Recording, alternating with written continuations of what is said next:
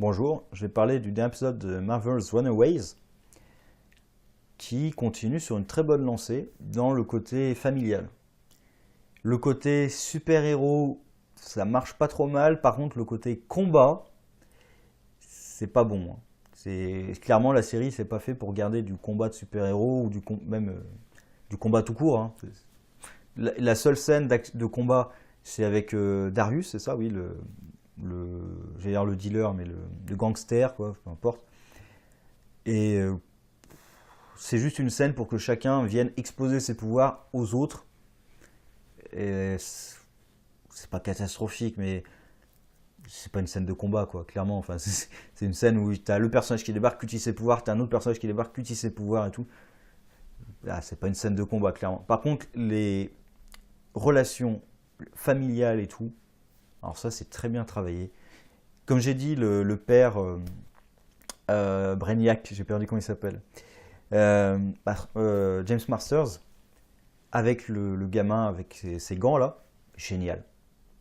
Parce qu'en plus, on voit le gamin qui, d'un coup, tout se passe bien, et là, d'un coup, il fait tomber un truc. Effrayé du père, l'attitude, vraiment, le gamin battu. Et le père qui s'en rend compte. Et on voit clairement que ça l'impacte. Il est conscient de ce qu'il a fait. Et à chaque fois, j'ai peur un peu du côté, est-ce qu'il va redéraper? Parce que on change pas forcément sa nature du jour au lendemain. On comprend pourquoi vraiment il a changé sa nature, c'est qu'il se rend compte qu'il a un cancer. Il en a toujours parlé à personne, mais il a un cancer du cerveau, qui d'ailleurs l'affecte, peut-être que ça affecte même son travail. C'est aussi une de ses inquiétudes, j'imagine, vu le personnage qui est ultra intelligent et tout, c'est le grand innovateur qui a tout fait de ses mains, qui fabrique des machines. Bon, on est dans un univers un peu... C'est pas un univers futuriste, on va dire... C'est un peu comme si c'était de nos jours, mais avec de la technologie futuriste. C'est un peu l'univers Marvel. L'univers Marvel, de toute façon, ils ont des hologrammes et tout, alors que c'est censé être à notre époque. Donc, enfin, des hologrammes de travail, des intelligences artificielles, Jarvis et tout. Donc, voilà, c'est l'univers Marvel où la technologie, ça marche un peu comme tu veux. Et là, ils construisent une machine quand même à voyager dans le temps, où en fait, c'est juste une machine pour regarder le futur qui annonce du très mauvais, puisqu'on voit Los Angeles avec une tour qui tombe. Au début, je ne voyais pas trop ce que ça affichait, vu que c'est un peu l'image est volontairement dégueulasse. Et on voit la tour qui tombe. Ah ouais, bon, bah le futur, ça s'annonce plutôt mal pour vous. Et la relation des deux avec le père et le fils, c'est quand même extrêmement bonne. On voit le père qui est conscient de ses fautes, qui est conscient qu'il va mourir, essaie de dire non mais je vais essayer de m'en sortir, je vais combattre ce truc, tout le monde a dit que les voitures autonomes ça marcherait jamais, j'en ai fait une, je vais combattre ce truc. Et on sent que voilà, du coup il a envie de réparer ses erreurs et de se rapprocher de son fils surtout. Et en plus il se rend compte que son fils est comme lui, que lui aussi c'est un inventeur, du coup la relation entre les deux est quand même très très bonne. Bon, c'est vraiment un des gros points positifs de cet épisode. Après j'ai un peu peur de ce personnage puisque il va y avoir de la jalousie avec sa femme. Du coup, il va retomber forcément, je pense, dans la violence contre sa femme. Je crois. Hein. C'est bien parti pour, en tout cas. Donc, mais tout ce qui est fait pour l'instant, j'adore. Donc, je vais pas argoter sur le futur. Je ne sais pas ce que ça va donner. Et l'un des autres axes centraux de cet épisode, c'est Alex et son père. Et d'ailleurs, c'est son père et l'histoire avec Darius, qui est l'axe central de cet épisode, où on se rend compte comment est-ce qu'il a entubé Darius. On lui a fait une offre. Alors c'est Cole Turner. Non, je veux dire, c'est Dr. Doom. Non, c'est... J'ai perdu son nom d'ailleurs. Non, pas McMahon. Non, je sais plus. Enfin, Christian Troy, je sais plus.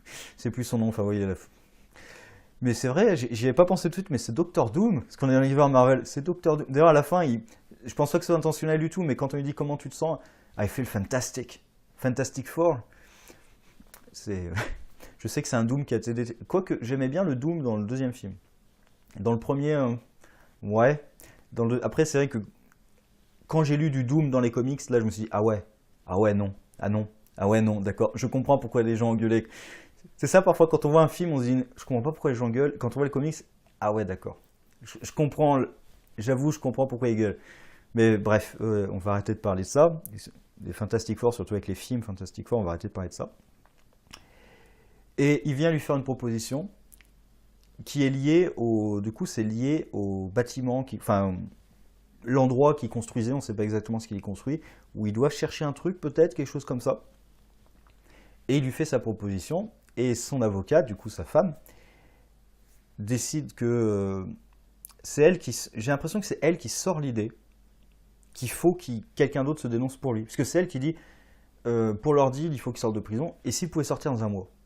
Donc je pense que c'est elle qui a apporté l'idée. Parce que d'ailleurs, à la fin, elle dit c'est moi aussi qui suis partiellement responsable du problème. Donc j'ai l'impression que c'est quand même elle qui a poussé le mari à balancer son pote.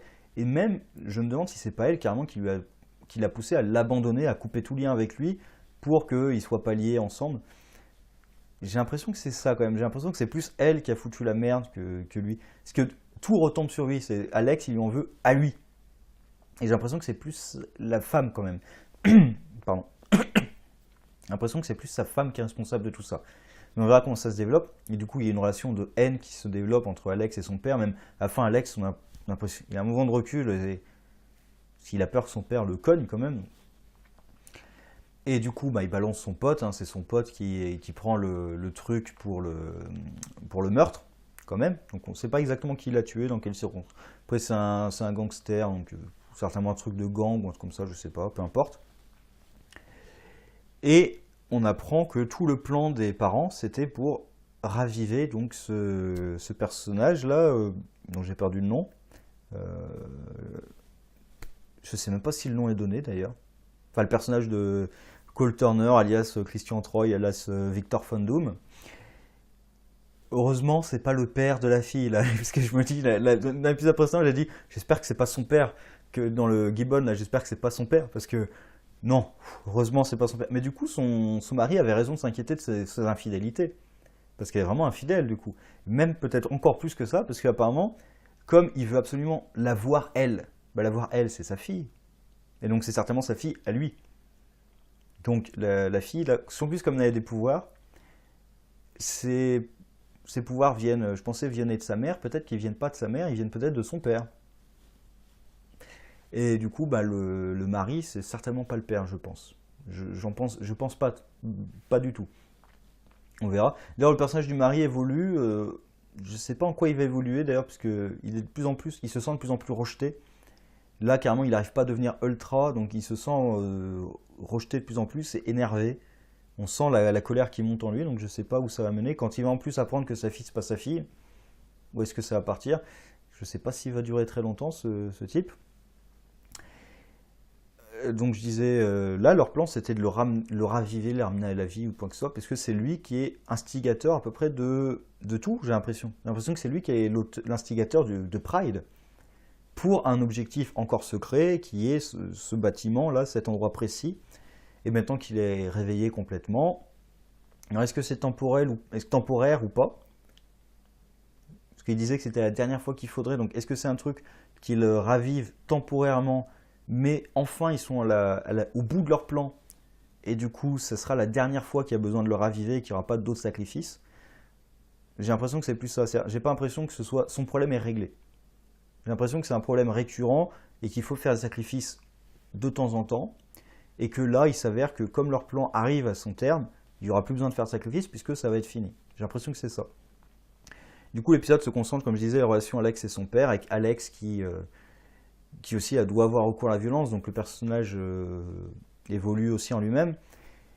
Et il se met à détester son père, forcément. Après, son père ne se trouve pas qu'il y ait quoi que ce soit de bizarre. Je veux dire, il a réussi à échapper à Darius. Il se pose pas de questions sur les gamins. Bref, il y a aussi les gamins donc découvrent qu'ils ont leur pouvoir entre eux, bon, toutes leurs capacités, chacun dévoile un peu ses trucs. C'est plutôt sympa. Après, je dis la scène d'action, c'est pas une scène d'action quoi, mais c'est pas le fort de la série. Ou alors peut-être qu'ils se gardent pour une autre scène, je sais pas, j'ai pas l'impression franchement, mais bon.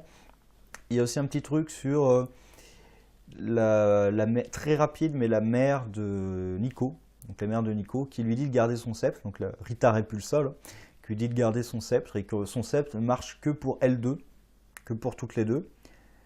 Et sa mère, qui paraissait quand même pour une connasse stricte et tout, bornée, elle fait confiance à sa fille. Et j'ai l'impression que c'est Candide, quoi. elle est honnête quand elle lui dit ça. Et j'ai l'impression que ce personnage, quand même, était pas forcément comme ça au début. J'ai l'impression que c'est quand même la mort de sa fille qui a eu cet impact sur elle pour qu'elle soit comme ça maintenant. J'ai l'impression que ça va être ça. Et du coup, elle partage volontiers le secret du sceptre avec sa fille. Enfin, tout comme les deux parents hippies là, ont partagé le secret avec leur gamine. Et tout comme le père, le tech guy, quoi, partage aussi le truc avec son fils. Donc on voit les parents qui partagent plein de trucs. De ce côté, Alex, c'est l'inverse. C'est-à-dire, les familles ont l'air de toutes se resserrer, sauf deux. C'est Alex, qui maintenant déteste son père, mais j'ai l'impression que c'est plus sa mère qui est responsable de tout ça. D'ailleurs, à la fin, le père, lui, il dit si Darius revient, et elle, tout de suite, tu veux dire quand Darius revient? Donc, tout de suite, j'ai l'impression que lui, Darius, c'est quand même un ancien ami, donc j'ai l'impression qu'il se sent peut-être coupable pour Darius, alors que elle, non. Elle veut s'en débarrasser clairement. Et l'autre famille qui se déchire, c'est évidemment la famille du gibbonisme, là, je sais plus comment, j'ai perdu leur nom, je sais plus, peu importe. Avec la fille là, qui a ses pouvoirs de lumière. Enfin, d'ailleurs, tu balances tes pouvoirs de lumière sur un mec qui a un flingue, ça n'empêche pas de tirer, quoi. J'allais dire même, c'est même peut-être plus dangereux parce que justement, il va tirer un peu au hasard. Donc c'est ce que je dis, la scène d'action, c'est pas une scène d'action, quoi. Mais c'est vraiment la scène qui est là pour que chacun dévoile ses pouvoirs et que chacun ait conscience des pouvoirs des autres. Molly, enfin, Molly, quelqu'un regarde, ah tiens, elle a des super pouvoirs. Ça fait combien de temps qu'elle vous le dit? D'ailleurs, même elle le dit, oh, j'ai pas arrêté de vous le dire, depuis genre toujours. Au bout d'un moment, il faut écouter les gens quand même. Enfin, quoi elle est conne, elle aurait pu le montrer à n'importe quel moment. Et là, du coup, il n'y a pas de scène de confrontation directe entre la fille et la mère. Par contre, on voit clairement qu'elle en peut plus, quoi. Quand elle balance tout ce qu'il y a sur le bureau et tout, voilà, elle se rend compte que vraiment, définitivement, sa famille est coupable de ces meurtres. D'ailleurs, c'est marrant parce qu'on voit, par exemple, le fils, la tech guy, qui essaie de se dire peut-être qu'il y a une raison et tout, parce qu'il commence à se rabibocher avec son père, du coup, il n'a pas envie de perdre ça. Du coup, il se dit, ah, peut-être qu'il y a une raison, c'est peut-être pas ce qu'on pense et tout. Et là, j'ai l'impression que la suite des épisodes, ça va être chercher les fichiers informatiques de la caméra. Alors, s'il y avait une caméra qui filme leur séance, ils auraient peut-être pu mettre des caméras de sécurité. Non, ça aurait été utile. Et là, ils auraient vu leur gamin. Mais je passe. Parce que moi, j'aurais dit qu'il n'y ait pas de caméra de sécurité, c'était logique, vu quand même les activités criminelles. Mais s'ils ont une caméra qui enregistre leurs activités criminelles, ils auraient pu mettre des caméras de sécurité en plus. Mais bon, hein, c'est pas grave. Donc, quand même, très bon épisode. Oui, oui, très bon épisode, à part le côté action, quoi. Côté action, par contre, le côté familial, la construction de personnages, les liens dans les familles et tout, moi, je trouve ça excellent pour l'instant. En plus, ça fait une série quand même, parce qu'on va être envahi des séries, on est déjà un petit peu, mais de plus en plus, on va être envahi des séries de super-héros, en plus des films de super-héros. Donc ça fait du bien d'avoir des séries quand même avec des tons et des ambiances très différentes. Parce que là, c'est pas une série de super-héros classique, d'ailleurs c'est à peine des super-héros. Il faut quand même les convaincre un petit peu pour aller essayer d'aller sauver André, il faut les convaincre un petit peu de dire non mais oh quand même, il y a quelqu'un qui va crever. D'ailleurs, Alex va même Alex c'est plus parce qu'il se sent coupable d'ailleurs. Il veut le sauver plus parce qu'il se sent coupable. D'ailleurs, le type, il se sent tellement coupable que juste après, ah tiens, on a échoué à le sauver parce qu'ils ont dû l'emmener ailleurs. Oui, ben ta copine, elle peut utiliser son bâton et le retrouver comme elle t'a retrouvé toi. Ah non, non, non, en fait, on va plutôt essayer de s'envoyer, justement, on va essayer de s'envoyer en l'air, mais on est interrompu. Ah, c'est dommage. Ben, super-héros. Le super-héros vaillant qui veut défendre. Non, là, c'est plutôt le côté, c'est de ma faute. C'est moi quasiment qui l'ai tué, donc c'est de ma faute ce qui lui arrive. J'ai envie de réparer ça quand même, et les autres n'ont pas forcément envie de se mettre en danger non plus. Même si ils savent que c'est la bonne chose à faire, mais c'est pas des super-héros encore. Genre, je sais même pas si ça deviendra des super-héros un jour, mais ils sont pas dans l'optique super-héros pour l'instant. Donc c'est bien d'avoir des séries quand même très différentes, parce que sinon, je veux dire, si on bouffait tout le temps la même chose, ça serait insupportable. Là. Ça serait l'indigestion, je pense, assez vite.